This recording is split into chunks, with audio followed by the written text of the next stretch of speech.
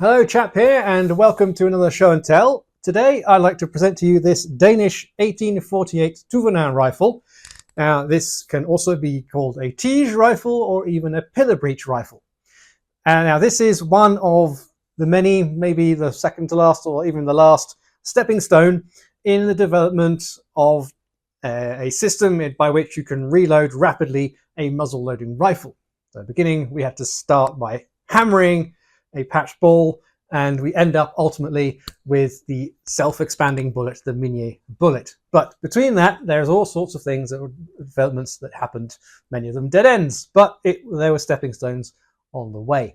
So in terms of development, we of course have to return to France, to the 1830s, 1840s, which is where all the creative juices in terms of ballistics are flowing. And in 1837, the newly created Chasseurs regiment in France, so the riflemen, so the British equivalent would be riflemen, they get this 1837 Delvine breech carbine. Yep, it is a carbine, despite the length. And this has a stepped chamber. Now, I have two vids on this rifle, one on the rifle itself and the Chasseurs, and another where I test a few different types of ammunition because the ammunition wasn't quite so obvious. Anyway, the ultimate ammunition that was used, if you don't want to look at the vids, was a combination of Delvine and a sabot suggested by Pontcharrat. And so we have a ball stacked on top of a wooden sabot. That gets loaded down until it's firmly against the stepped breech. And you give the ball a few sturdy whacks with this very, very heavy ramrod. And then, of course, the ball gets compressed and expands into the rifling. System works well. If you look at the vids, the accuracy is perfectly fine once I know where it's shooting. But you can imagine that the ballistics of a squashed ball is not great, especially at long range. And also, since the powder charge is limited by the volume of the powder chamber, you can only make it so big, the range is actually limited. Now, the creation of the rifle core itself and very quick battlefield experience, because these carbines were put immediately to use in the African campaigns, gave definite proof that accurate fire coming from a rifleman that's been educated, instructed in basic ballistics was a very, very good asset for the battlefield. And this brought about the creation of the École Normale de Tir de Vincennes, where in modern terms it was a train-the-trainer approach. So selected men would come from battalions, they would be instructed, and then they would then return and instruct the men. And having a centralized school of musketry meant, of course, that they accumulated there some particularly educated men in terms of ballistics, and it brought about a sort of a hotspot where all sorts of ideas were being created and tested. So the people we're interested would be Capitaine François Tamisier. He was an instructor at school and he came from the artillery. Rising star Claude-Étienne Minié was also there. He was a former chasseur himself, so he had used these in Africa and seen the effect. And the other one was Lieutenant Colonel Louis-Étienne de Touvenin. He was also an artilleryman. It's not unusual to have lots of artillerymen in this because they essentially ruled the battlefield in terms of ballistics in the French army. They had the overview of everything and making sure that the artillery stayed number one. Didn't want the infantry interfering with such things as good shooting. But things were starting to change with these rifles. So starting from the squished ball, the next step is moving to a cylindrical conical ball that was suggested by Minié. It doesn't have a cavity yet, but it shoots okay, but it's unstable. And then that's where Tamisier comes in, and he solves this problem by adding forward-facing drag grooves along the cylindrical portion of the bullet. They are not loop grooves. Firstly, they're far too shallow, and secondly, remember the bullets are being used in a military paper cartridge, so there's no lube effect because the bullet's inside the cartridge, which is then inside the ball. So we have an improved bullet. It's effective at long range. It's stable. So next we need to improve the loading method.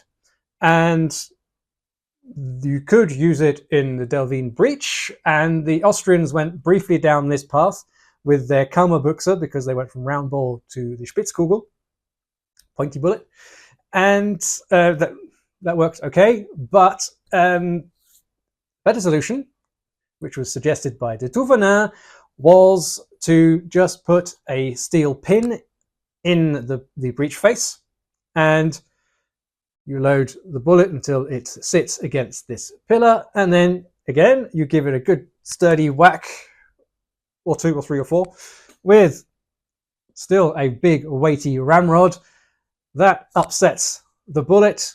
It's fairly well centered in the bore because it's in a paper cartridge, and there you have a fast loading, more accurate, and also far further reaching system. This bullet rifle combination is a significant step up from the Delvine breech, and so much so that it impresses the technical boards, and it is adopted for the chasseurs, with them receiving their first carabine à tige with the model of 1846. There were also some 1822 musketoons that were converted to percussion rifled and fitted with a tige, and they were for the artillery, but also for use in the rifle regiments for soldiers that had other duties, such as buglers, standard bearers, and so on. So in terms of general adoption outside of France, the Delvine got very, very little traction. Austria did. I'm not sure of any other countries that did it. However, the Touvenin, the pillar breech system, spread like wildfire throughout continental Europe, and essentially every country that had a similar, relatively small corps of riflemen, so essentially mirroring the standard French army configuration, which was most of continental Europe, adopted it. So the kingdoms of Italy, Spain, Belgium, Austria, the Netherlands, Denmark, Norway, Sweden, Russia, and also the majority of the small German states, including Prussia, the larger one. Sweden even went as far as to put it in some of its cavalry pistols. Now, as good as the system seems to be, with the French even contemplating expanding the adoption to the entire infantry, there was still going to be some variation in the deformation of the bullet when loading. Even if the bullet is pretty well centered due to the paper patch, the rifleman is never going to be loading it exactly the same way every time. He's not going to be able to apply the exact same pressure, exact same point when compressing the bullet against the pillar, especially in battlefield stress and as the rifleman gets progressively more tired. So the learned gentlemen at Vincennes, of course, did not hang up their work tools, and they were continuing to work in the background. And in 1849, as I'm sure you all know, Minié presented his first iteration of the expanding conical bullet, and the rest is history, with this tige system essentially becoming no more than a quirky blip in this evolution of rifled firearms. For the black powder enthusiast, be it a shooter or a collector, finding a pillar breech firearm is actually extremely frustrating. Firstly, because you can't easily tell from the outside. You might recognize a pattern, but there's no guarantee that the pillar is in there. You can't tell online, and it's difficult explaining to the seller what you're looking for, and if you're at a gun show, you might not be too happy with you poking around inside the bore. And secondly, in making a pillar breech rifle is relatively easy. You rifle barrel and you put a steel pin in the breech plug. But once the Minié makes it obsolete, it is also extremely easy to remove the pillar. And this is what happened to most of the pillar breech firearms. Since most of the troops that were armed with these tended to be smaller elite regiments, they are relatively few in number compared to the infantry, muskets and rifles, and hence when the rifles were shipped back to arsenals to be reworked, there were small batches and they tended to be done extremely well, and very few escape unscathed. So finding a genuine French 1846 or 1853 carbine or an 1822 T-bis musketoon still with the pillar intact is nigh on impossible. I think you'd have to go to a museum or very, very high-end collection to ever find one. But Thank goodness for the Scandinavians, because they chose not to go down this wholesale reconversion path. They chose to take their time, and their first Minié rifles tend to be converted smoothbore muskets or purpose-built new firearms. And that means that their pillar breech rifles and pistols tend to be unscathed and intact. So they have a much higher survival rate. So if you're looking for one, look for those. And which is what I did. And with help of my friend in Sweden, Anders Linkvist, I was able to source this Danish 1848 top rifle. Now, if you want a deeper dive specifically into this rifle and this pre-Minié era, please head over and see Brett Gibbons at Paper Cartridges. He has done an excellent job of explaining this transition period and also the details of this firearm in the historical context in Denmark and fighting against the Prussians and so on. And he is also making use of state-of-the-art graphics to do so. This rifle has a 5-grooved barrel. The grooves are rounded and very shallow. This seems to be standard for the time. This one has a 6-groove barrel, but also with the same shallow, rounded rifling. And the pillar has a rounded tip. Can't take a picture, obviously. And most of the pillar breech rifles tend to have a flat pillar, but this one's rounded, and the Norwegians also chose to have a pointed pillar. Very important that it's steel, though, because it needs to be very, very hard and not bend. The bullet I'm using is not historically correct, but it is a Tamisier type flat-based conical. So it has forward-facing grooves, and it is loaded French style in a reversible paper cartridge. Yes, you heard me, French style, which the Danes did use later, although without a powder cylinder. So let's take her out for her first shoot in perhaps 170 odd years, and using the wonders of technology, I can also show you what's happening down bore.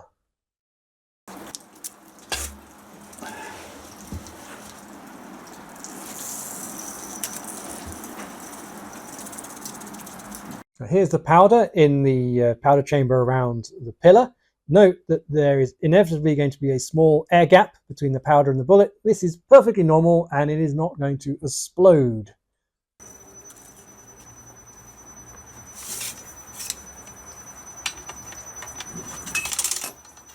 Now the bullet is pushed down firmly against the pillar. You can see there's a small amount of windage around the outside. Now remember that fouling is going to build up, and these rifles are going to need to keep shooting when that happens.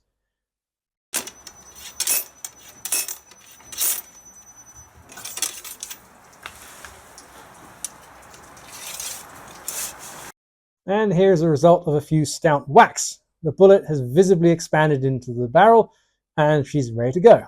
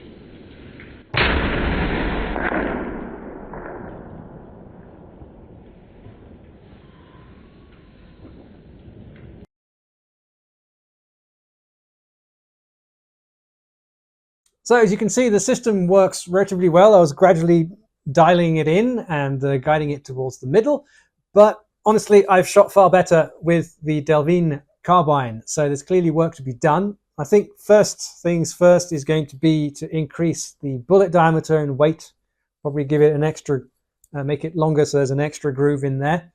The stable, that's fine, but yeah, both weight and diameter are underneath what it should be. And I fully expect that once it's perfectly set up, I should be punching pentagonal holes in the target. Loading was smooth all the way through the series, so there was no fouling issue whatsoever. That said, I bet you're wondering what the chamber looks like. Ta-da! Actually, not that dirty considering, and any fouling build-up in there has no effect on loading since it's below where the bullet is going to go.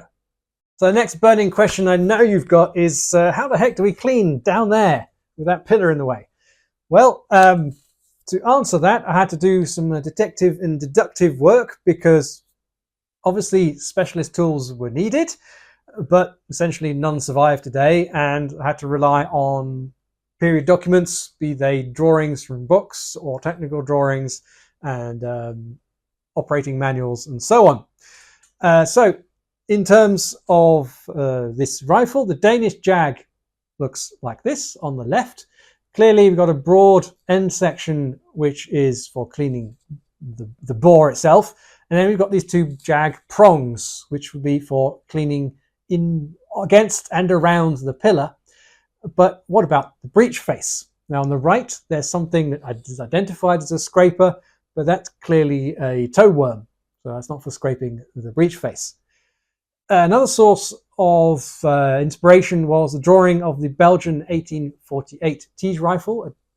I have to thank Arthur van Rossum, creator of the Royal Belgian Arms Museum. I don't know if you can see it, it's not very big, but we can see a section of a similar pronged tool with some serrations on the outside. So again, that's to clean the pillar. And we see two additional tools which seem to be breech scrapers. They've got some kind of teeth on the end. And the Norwegians used a combination tool which actually does both. So you have teeth on the end to scrape the breech, and we've got these two bars on the outside which are going to be for cleaning around the pillar.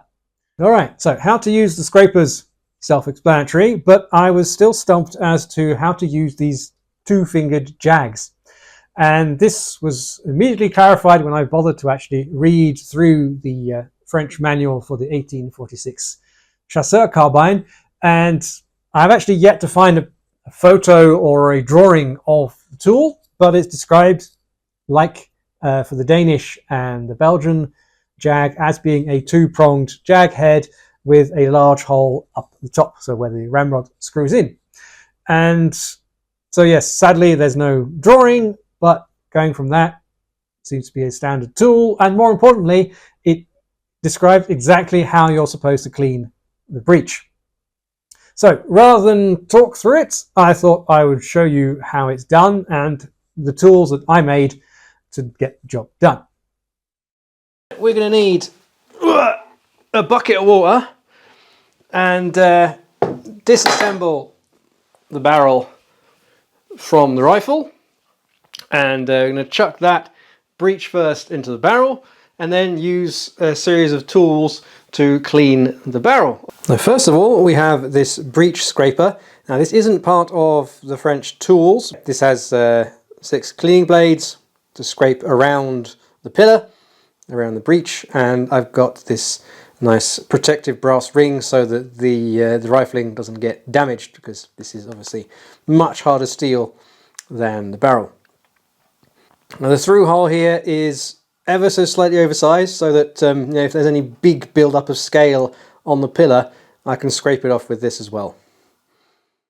And the second tool we're using is this cleaning jag. This seems to be more or less the universal tool for cleaning. So this would be with cleaning jags and, well, it is a cleaning jag but for swabbing with rags. So I'll explain how we use that in a second. So this is far bigger in the middle, so it leaves space for some cleaning rags to go in around there, so that we can clean the pillar and the chamber at the same time. So how are we going to prepare this jag for use? Well, we get a strip of cloth and we poke it through the cross hole and make sure we have an equal length on each side. This is all described in this document I found. And then we grab one end and we wrap it around one of the legs of the jag. So wind it all the way up so that both inside and outside it's completely covered by the rag. And then what I'm doing, which is something I found by trial and error, is that the ends of this strip I am poking back over the top of the leg, because that prevents it from bunching when you shove it down the barrel, which is what was happening at the beginning. So this is what it's looking like. So on the outside it's fine, on the inside you can see the cloth that is covering, and then I'm just going to double back over on each side like this, and that means no sniggering there at the back of the class. It means that it's easier to slide over the pillar as you shove it over. Remember, you're pumping hard inside that bucket. So that is what we're going to do.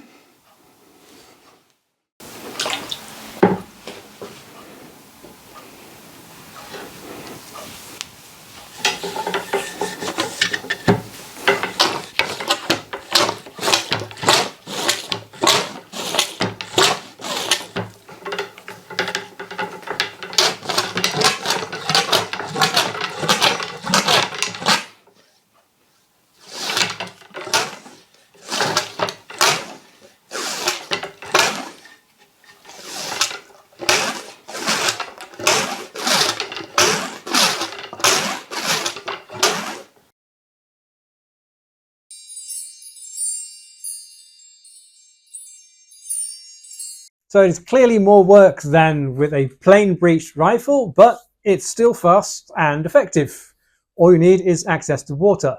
Remember, back in the day, there were horses basically everywhere, so water wasn't too bad. And even if water was somehow restricted, you could still use the jag as intended, just with a moist rag rather than using the pumping system. And it would just simply take more time. The important bit in terms of maintaining a rifle in working condition anyway is the bit above the pillar where the bullet is loaded. As long as you can keep that clean, there's going to be a substantial amount of fouling buildup possible in the combustion chamber before that becomes an issue. The percussion channel may become clogged, but that's the same with any percussion rifle. That's nothing to do with the pillar breech. So yeah, in extremis, you could just clean the bit you can get to with a normal ramrod and you could still carry on shooting. So here we are at the end of this episode, into the last stages of the pre-Minié era. Please, I still highly recommend you head over to Paper Cartridges. I've done a sort of amalgamation of lots of things, and he has done individual videos on individual topics within that. So I highly recommend that if you're interested in the ballistics of that era. So that leads me to thank you for your attention and of course your support, whatever platform you're following us on, and I shall see you very soon back here or on the range. Bye.